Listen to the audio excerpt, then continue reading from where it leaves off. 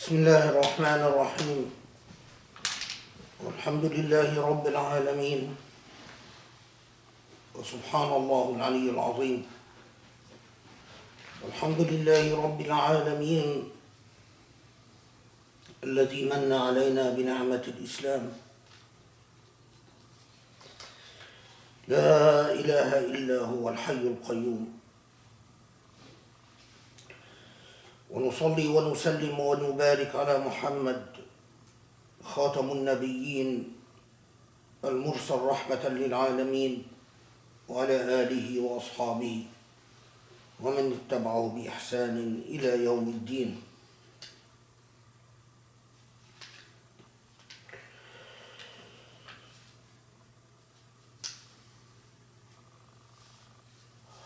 اللهم إنا نتوكل عليك ونعوذ بك يا علي عظيم أن نضل أو نضل أو أن نزل أو نزل أو أن نظلم أو نظلم أو أن نجهل أو نستجهل ونقول يا نور السماوات والأرض اجعل لنا نورا إنك أنت العلي العظيم.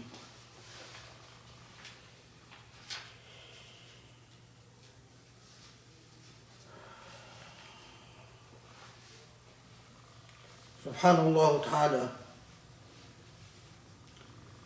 سبحان الله that told us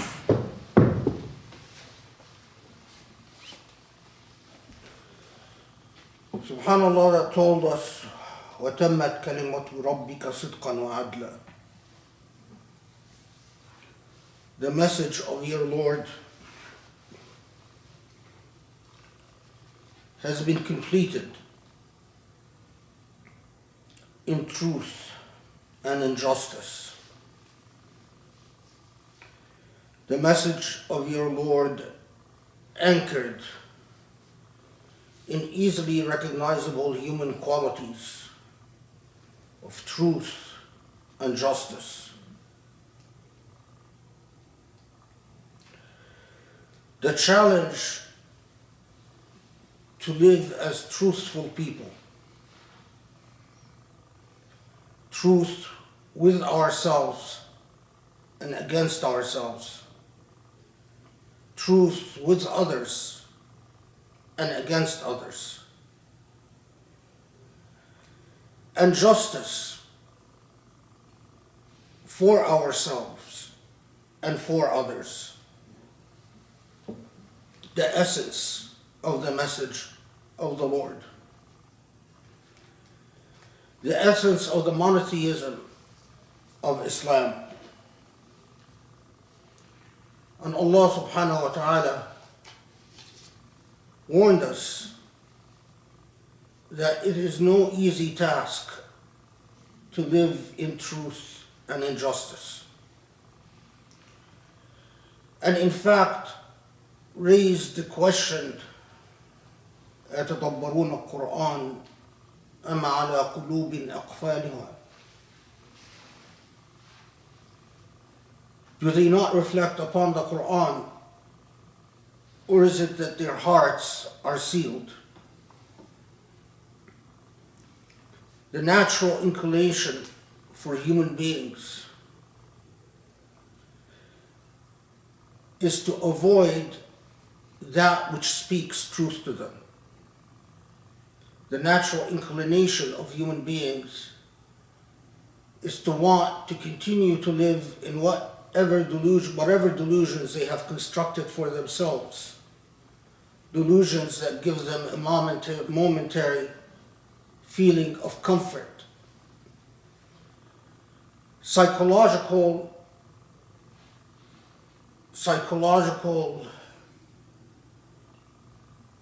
helps or aids that they construct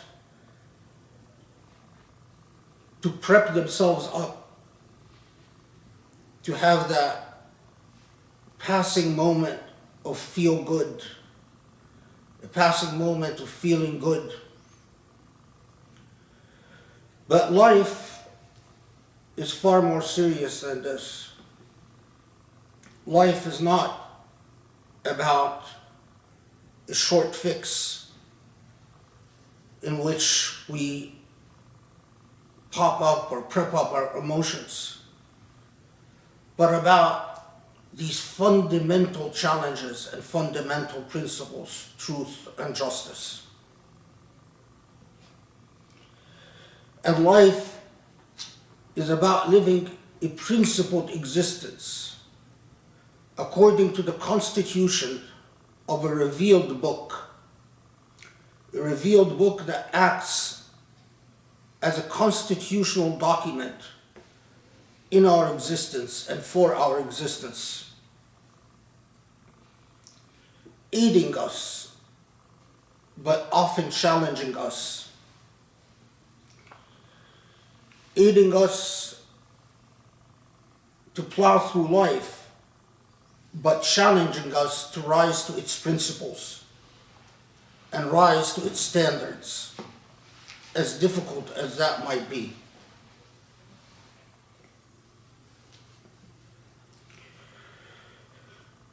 I often reflect upon, as we all should and as the Quran teaches us to do, upon this very story of religion on this earth. What religions sprouted out into being, what systems of faith exist, what history tells us about systems of belief,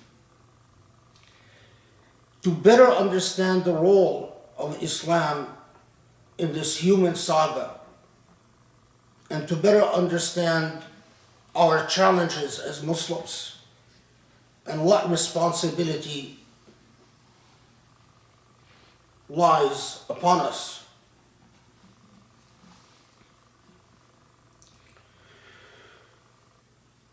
The core of our faith, subhanAllah, the monotheism of our faith, the very belief in the one and only God, the God to whom we surrender, but we surrender to no other, and we give our willpower to no other, and we submit to no other, and follow no other in the way that we follow Allah subhanahu wa ta'ala. But in this surrender is an ethical standard that stands very clear in the teachings of the Prophet ﷺ.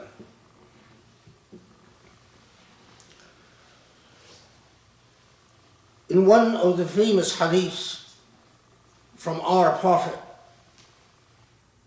where the Prophet ﷺ resonates a core principle of the Quran.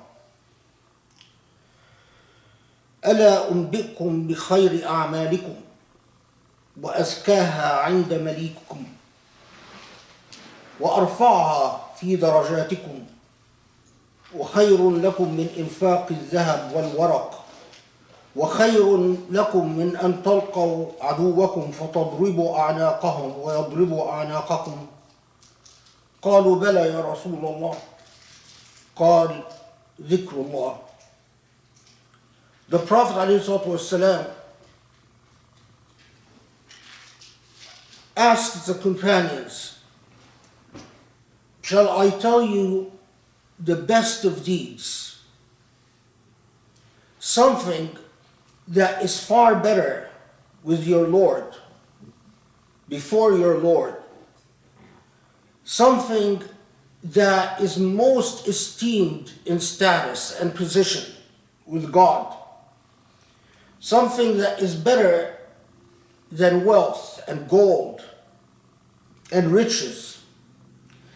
And something that is better than any military jihad that you can possibly engage in.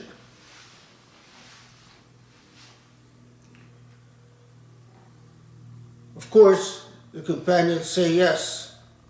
And the Prophet ﷺ answers, Dhikrullah.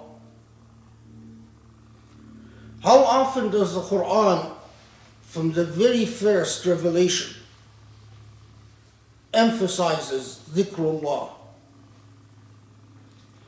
That purposeful, intentional slowing down of time. Because when you engage in dhikr, that is really what you do. You force yourself to slow down time. Life engages you in a set of distractions, one after the other, speeding up time incredibly, so that when you don't know where the day went, you don't feel the morning as it passes and the night as it comes, and you don't feel the sun as it rises, and you don't feel the passage of days and weeks and months. Dhikr forces you to hit the brakes on life itself. And to say, in the midst of all of this, I must take myself out of the churning pool and be with Allah subhanahu wa ta'ala in nothing but remembrance. The Prophet ﷺ teaches us that dhikr is better than everything. Better than wealth, better than jobs, better than all the affairs of this world, and even better than any war that you might be engaged in for the sake of Allah. It is a critical building block for truth and justice. The ability to sit with yourself and with Allah, away from all distractions, doing nothing but simply remembering Allah.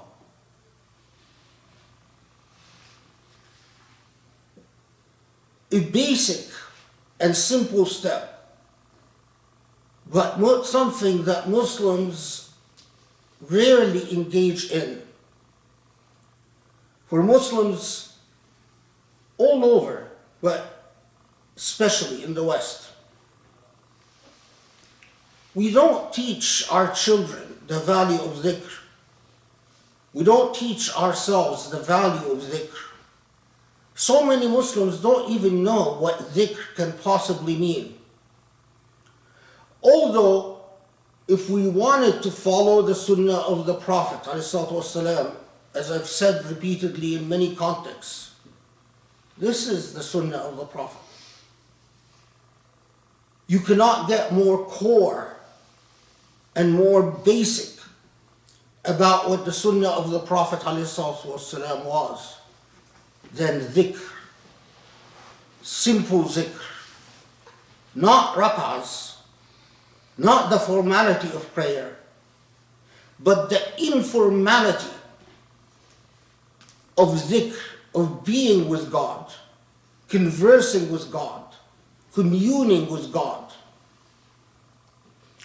A highly individualistic act, but an act without which truth and justice are but illusions.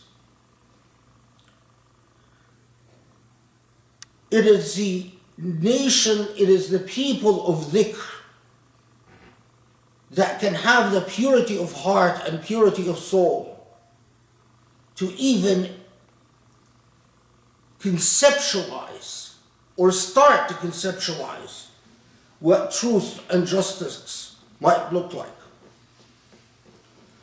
Another thing core to our faith and core to the Sunnah of the Prophet ﷺ.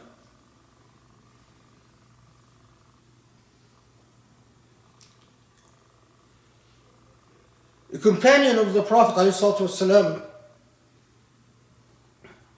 asked the Prophet for advice on how to be a good Muslim. Give me advice so that I can be a good Muslim. Give me my task, my job, the performance of which enables me to go down the road of constructing a real Muslim identity, a true Muslim identity. And the Prophet ﷺ asks that companion, do you have control over your hands? And the companion says, yes. And he said, do you have control over your tongue? And the companion said, yes. So the Prophet said, if that is so, then لا تبسط يدك إلا إلى الخير, or في الخير in another رواية, ولا تقل بلسانك إلا معروفا. Then if that is so, don't employ your hands in anything but goodness. And don't use your tongue to utter anything but goodness. Khayr and ma'ruf. Both can be translated as goodness. But fundamentally, the realization that this body that you employ, including the intellect that is at the center of the body, and the heart, and the hands, and the tongue, is given to you by your Lord for a purpose. And that if you want to be a good Muslim, then you have no choice but to use this body for goodness and nothing but goodness. The hands should do nothing but good, and the tongue should say nothing but good. Such a straightforward lesson, such a core lesson. The essence of the Sunnah of the Prophet ﷺ. If we want to teach our children to follow the Sunnah of the Prophet, this is what we should teach them.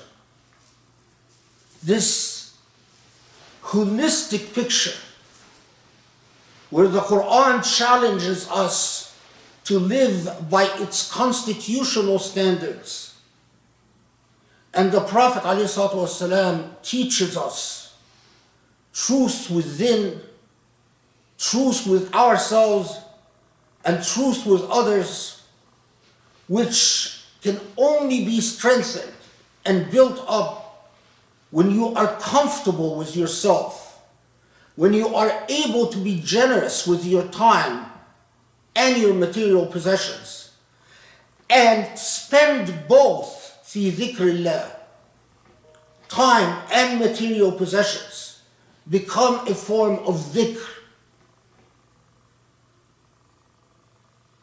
And where this body is used only for what is clean and what is good and what is truthful and what is healthy, what is pure,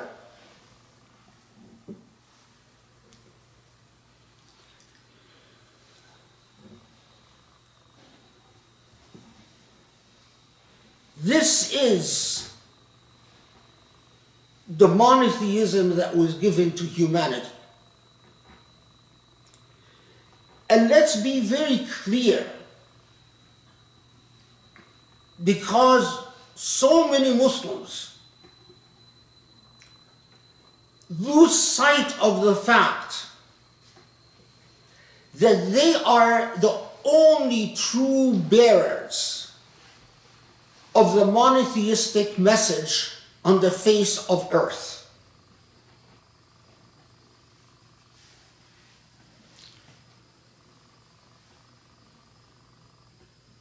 Monotheism was revealed to the world repeatedly, and it was always corrupted by power and egoism. It was revealed with the Prophet Ibrahim, but what remained of the Prophet Ibrahim's monotheism became inextricably interlinked with polytheistic mythologies of main gods and minor gods and gods of every different type. The monotheism of Moses became thoroughly corrupted, not at the time of the life of Moses, and not by the time necessarily of the building of the first temple. But the Judaism that we have today is not the Judaism that existed up to the building of the first temple in Jerusalem. The Judaism that we have today is the Judaism where the Torah was written. And the Judaism when the Torah was written was the Judaism after the destruction of the first temple. It is a Judaism, if you read the Torah, mythologies of polytheism are interlinked and inextricably mixed with the message of monotheism. The Torah speaks of God as the best of gods, as the greatest of gods. Kings are called gods in the Old Testament. Prophets are often given semi-divine status where they wrestle with God and defeat God. But the Judaism of the diaspora is a Judaism obsessed with a sense of vindication against its enemies. The Persian kings who defeated the Jews and destroyed the temple. A Judaism that is obsessed with the idea of a promised land for a promised people. A Judaism that is obsessed with vindicating and defending the idea that one race on the face of this earth is chosen above and beyond all others, and that race is given a promise by God in one spot of land above and beyond all others. The Old Testament is replete with references to polytheistic deities or systems of belief. The Old Testament became not the book of Moses, but the book of the Israelite tribe. A narrative of the struggles and tragedies and drama of the Israelite tribe in its confrontation with its enemies.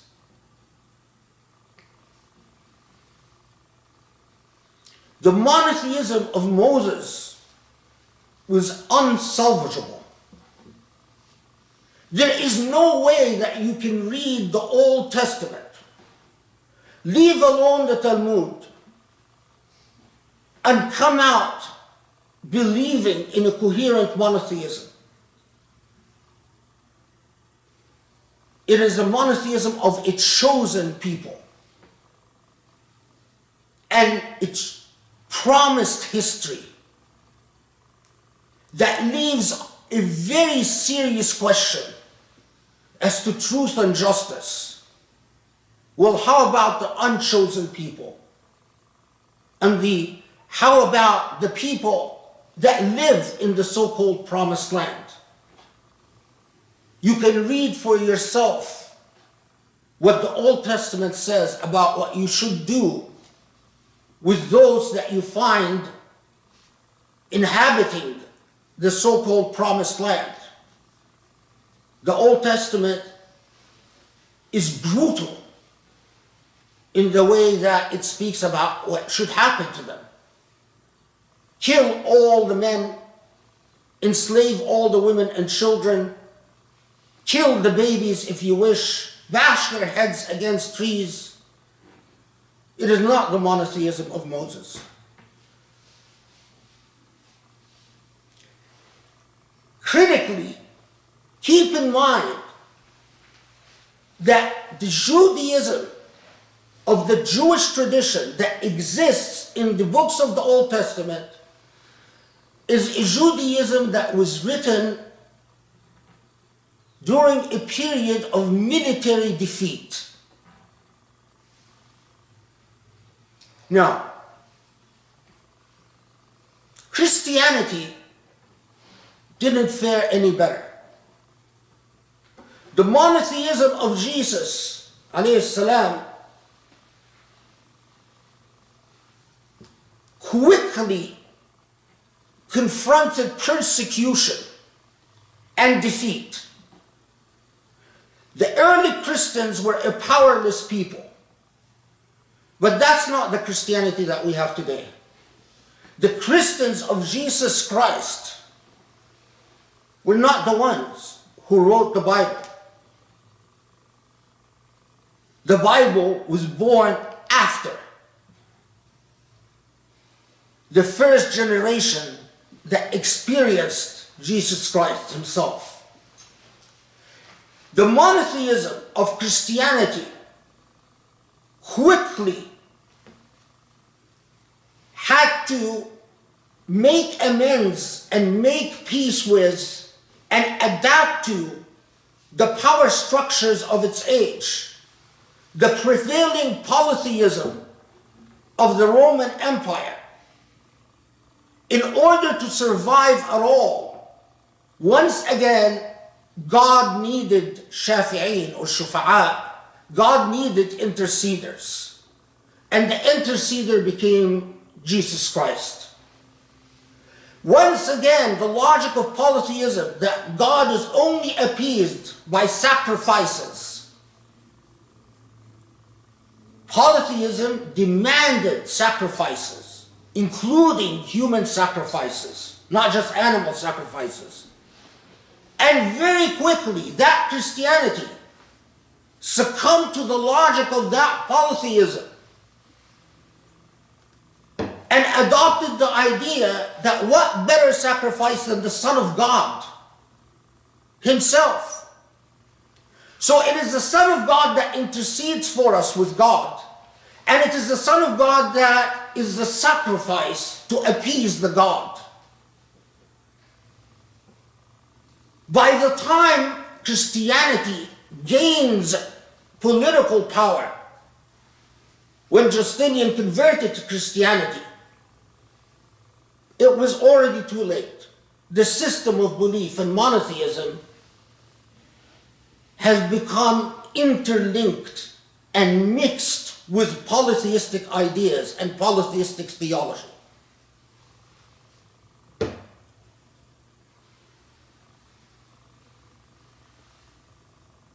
It's reached a point of absolute absurdity that you can do what you will as long as you appease the Church of Jesus Christ.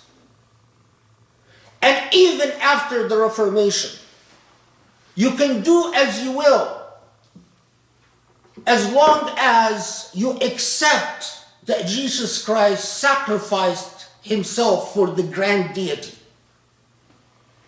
Of course, in order to try to reconcile this idea with monotheism, at times Jesus Christ was elevated to an equal to God. But how an equal to God could be the Son of God was the greatest question that was never answered and will never be answered.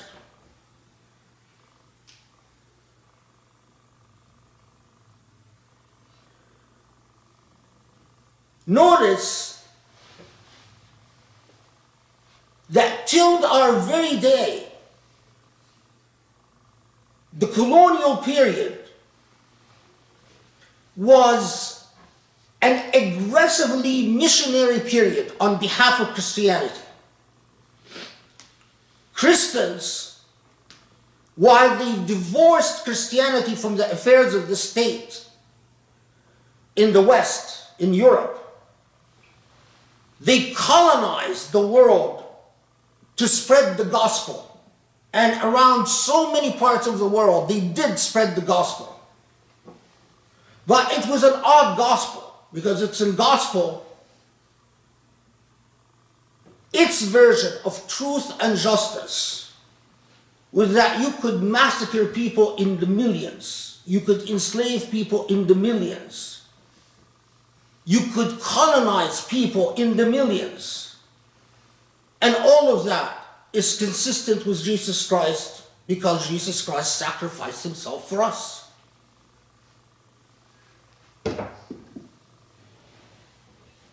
The only monotheism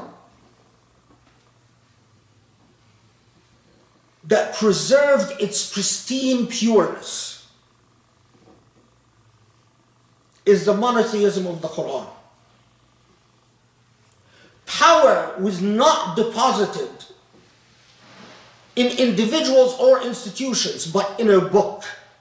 In a book. That is why Tadabbur al-Quran is so critical.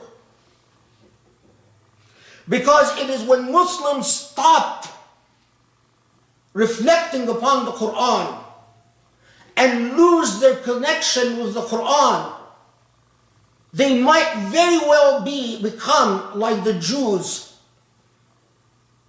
who developed their theology into a racial identity, or like the Christians who mixed the mythology of polytheism, of intercession and sacrifice.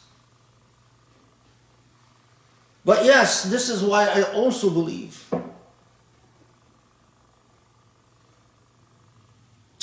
just last week, I saw an advertisement.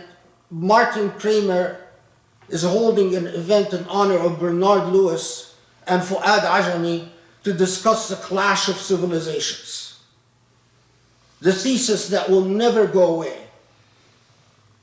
So, to our very minute, Islamophobia is a response to the purity of this monotheism. Islam unsettles those who know that it is the only true statement of monotheism on the face of this earth.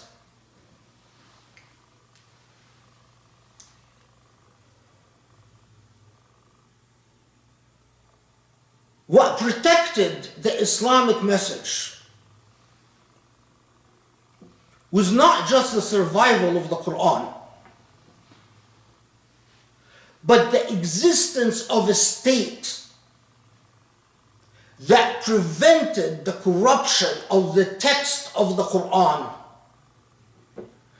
and that resisted, or that stood as a bulwark against the need to adapt one's discourses to the whims and privileges of the aristocratic class. Judaism lived the tragedy of defeat and the plight of loss, and its narrative developed in direct response to the powers of the nations that conquered it. Christianity adapted itself to the powers of the prevailing empire of the day, the Roman Empire, and its polytheistic mythologies, and carved a discourse and a system of belief that could live and find a home among the polytheism of the Romans. Islam was able to resist.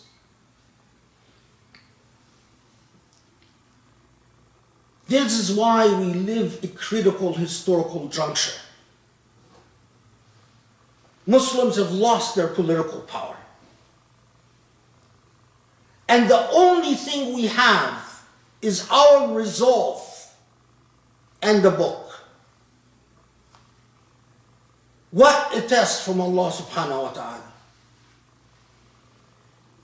To the extent your resolve is weak and fragile, and your relationship to the Quran is tangential, unpassing, you are betraying the entire Muslim Ummah and the entire message of Tawheed. Because we no longer have armies or economics or anything else that protects this message from corruption. The only thing we have is the purity of our intention and the power of our words. The sooner we learn this lesson and internalize this lesson, the better we will be. وادعوا الله يستجب لكم. بسم الله الرحمن الرحيم والحمد لله رب العالمين والصلاة والسلام على محمد وعلى آله وأصحابه ومن تبعوا بإحسان إلى يوم الدين.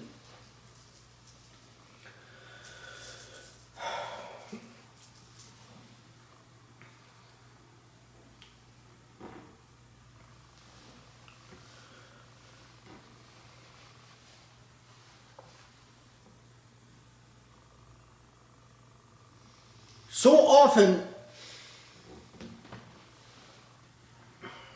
Muslims lose sight of the role that the Islamic message plays on the face of this earth. You even get the sense that so many Muslims are not sure in what way Islam is a unique religion or a specific faith, or what are the main contributions of this religion. From an Islamic perspective, Islam is the truth. It is the truth that Allah does not play favorites with genealogy. And Allah doesn't play favorites with tribes, doesn't choose people and gives them the rights of others. Allah doesn't say, you can have this land and those who already inhabit the land and have made it their homes can go to hell. I don't care about them. Islam is the truth of Allah that doesn't need interceders. and doesn't need sacrifice. You don't have to sacrifice your children to please Allah. And you don't have to sacrifice anything to please Allah. It is your worship, your dhikr, your dhikr. وَلَذِكْرُ اللَّهِ أَكْبَرُ. The dhikr is the grandest of all, the greatest of all. And if that dhikr purifies your heart, you will say nothing but good and do nothing but good.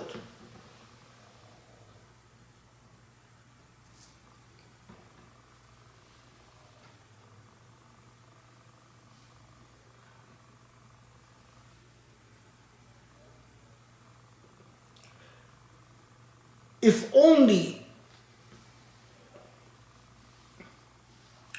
only those, not governments, because remember that all the Muslim governments, or so-called Muslim governments, are still living in the shadow of colonialism.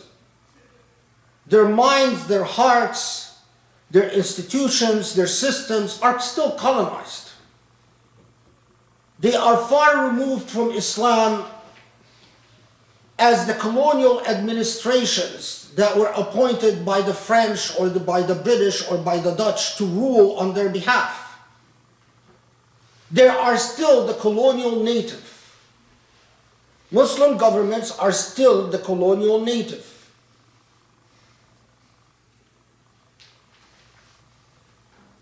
But the individual private Muslim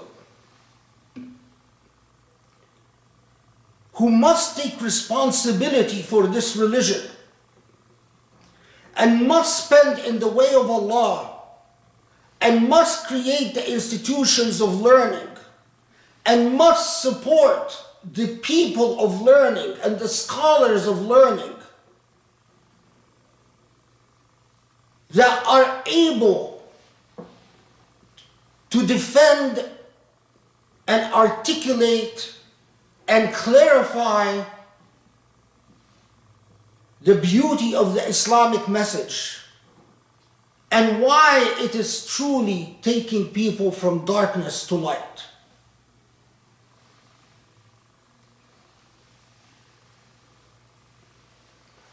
Our problem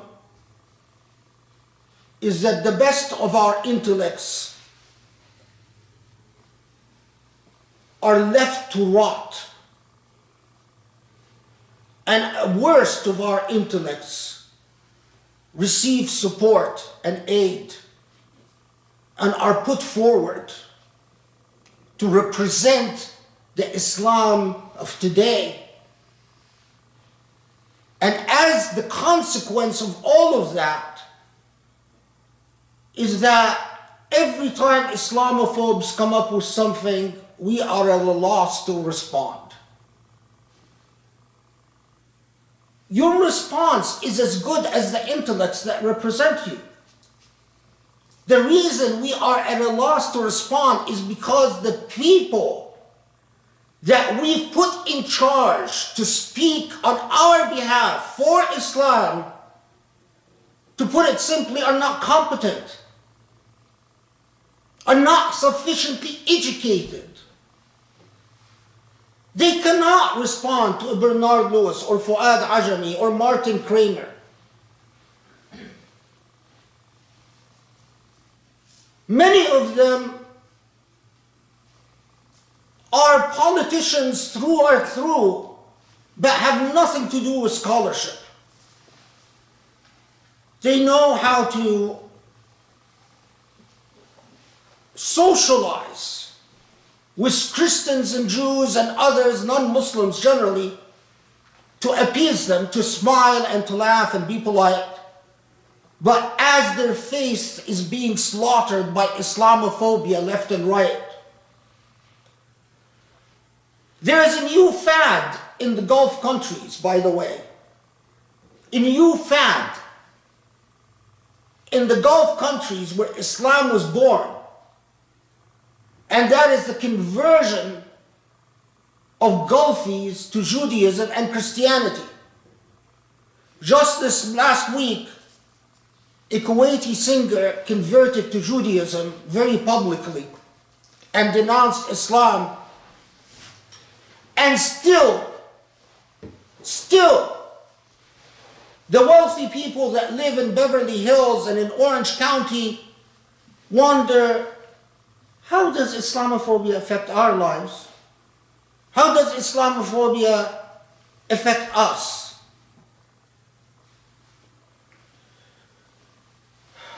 I will close with something that is very illustrative of the state we're in.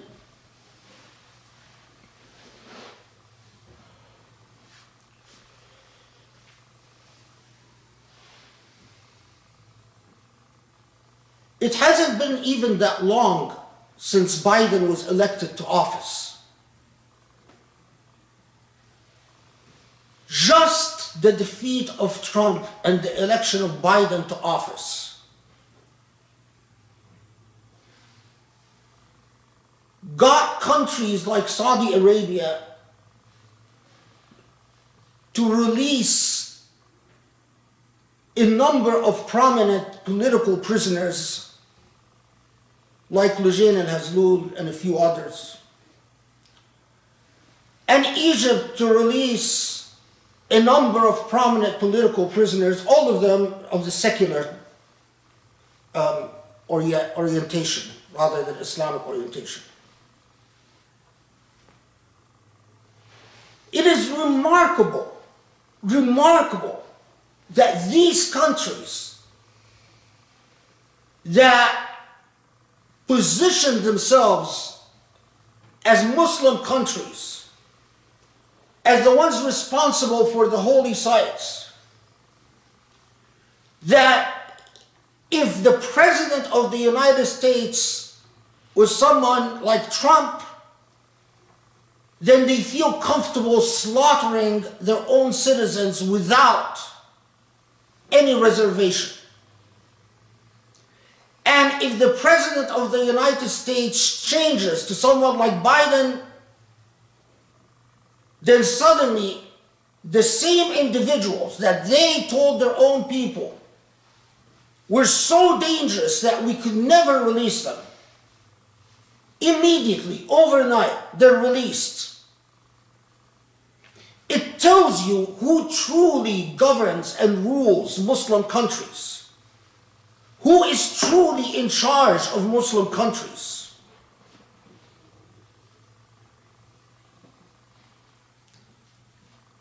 Sadly, because the Biden administration does not seem interested in Islamists in prison, Egypt has not released any of the Islamists. So Ahmed Sabih remains in prison despite the fact that he hasn't done anything wrong, and purely for engaging in the type of discourse that I just engage in. And Salman al-Auda, contrary to rumors, is still in prison. I had heard the rumor that Salman al-Auda was released, and I was jubilant, but then I checked with his son, and it turned out to be just that, a rumor. He hasn't been released at all. But when you see the weakness of Muslim countries, to me, it just underscores the responsibility that we have as American Muslims, because we are citizens in the seat of real power. You, as an American Muslim, you are far more powerful than any Egyptian in Egypt or Saudi Arabian in Saudi Arabia. Because if you influence the policy-making decisions in DC, you effectively rule the Muslim world from DC.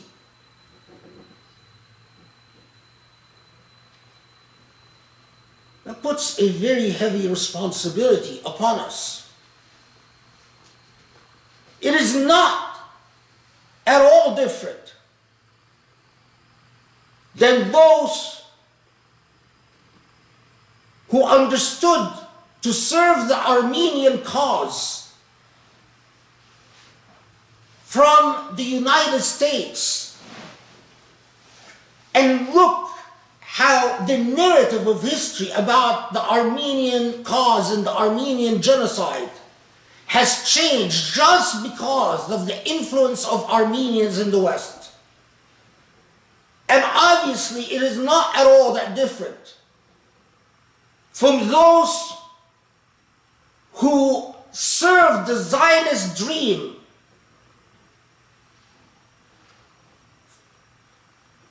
from beginning to end, from DC and from London. They understood that they sit in the seat of power. And because they are positioned where they are positioned, they can leverage power to change the course of history. I pray that someday Muslims wake up, get real, and become serious about the heavy legacy that they carry. أقول قولي هذا واستغفر الله لي ولكم أسأل الله يستجب لكم. اللهم اعف عنا، اللهم اغفر لنا، اللهم ارحمنا، اللهم تولنا وهدنا وهدنا لأقرب من هذا رشدا يا علي يا عظيم. Allah, forgive our sins. Grant us your peace and your mercy and your justice, Ya Rabbal Alameen. Aid us to be better Muslims, to be true Muslims.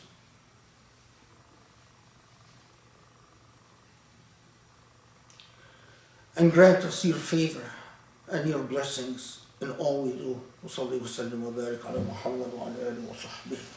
نصر الإحسان إلى يوم الدين وأقم الصلاة.